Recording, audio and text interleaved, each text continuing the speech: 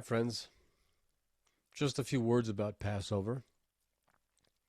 It's really one of the most important moments on the calendar, and not just for the Jewish people, but really for all of humanity.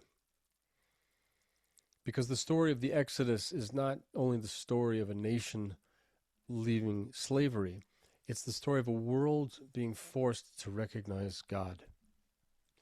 Up until this point in history, humanity was fundamentally one.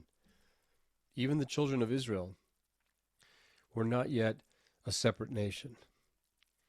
They were part of the broader human story, what we would call B'nei Noach, all bound by a universal moral code meant to build a just and God-centered civilization. And where was that civilization most developed? In Egypt. Egypt was, in many ways, the pinnacle of human achievement.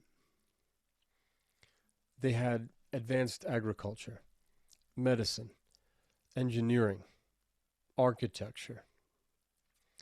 Even papyrus, what we call paper, was invented there.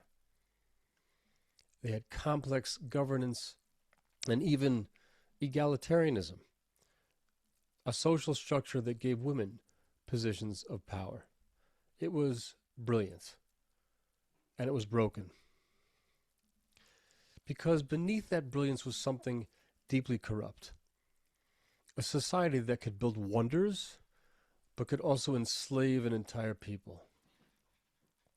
A culture that could advance knowledge, that could also erase the humanity of others.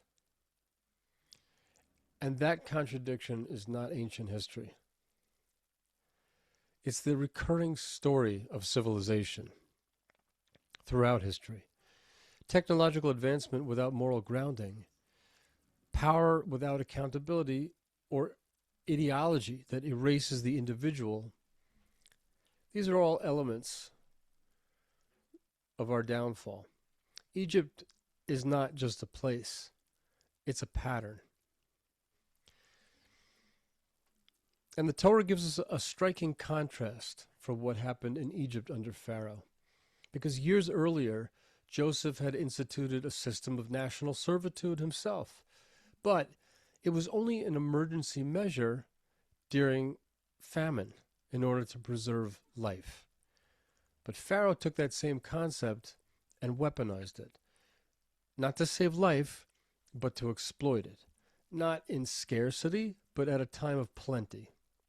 At a time of abundance. And that's the turning point of corruption. When systems designed to serve humanity are turned into tools that consume it. So how does the redemption begin?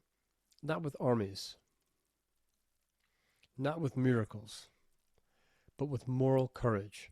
The Torah tells us that the story of the Exodus begins with the midwives who defied Pharaoh's command to kill the newborn boys. Before there is redemption, there are people who take a stand. Before there are miracles, there are those who refuse to cooperate with evil. And then God acts. But notice that he does two things, not just one.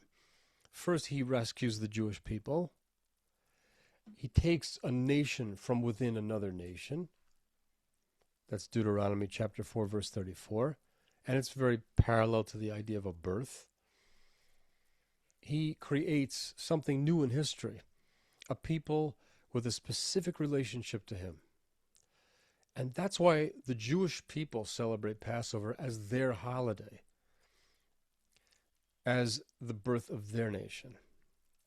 In fact, the name Passover, which is an English translation of Pesach, is related to the fact that God skipped over the homes where the Jews were on the night of the plague of the firstborn. That's why we celebrate Pesach. But that's only half the story of the Exodus, because the second purpose is stated again and again. so that Egypt will know that I am the Lord. Exodus chapter 7, verse 5. By this you shall know that I am the Lord, verse 17. And the Egyptians shall know that I am the Lord, Exodus chapter 14, verse 4. The Exodus is not only about Israel leaving Egypt. It's about God becoming unmistakably known in the world.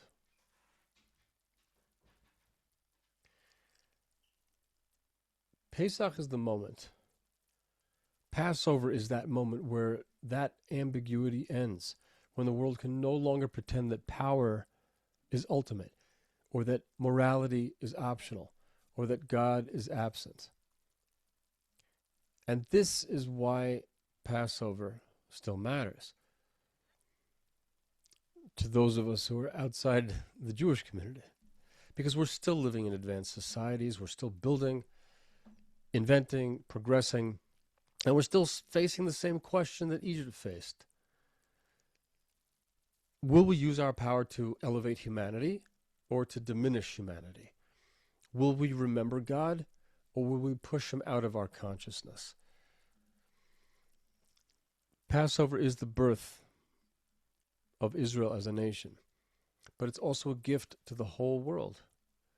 It's a reminder that no matter how powerful a civilization becomes, it's still accountable, and that ultimately history is not controlled by empires, but most importantly by the one God of Abraham, Isaac, and Jacob, who stands above them.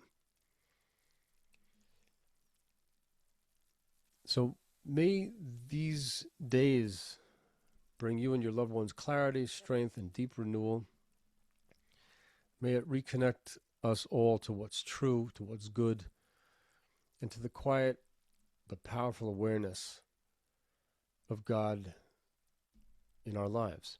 And may we all merit to experience not only the memory of redemption, but its living reality in our time, in our homes, and in the world.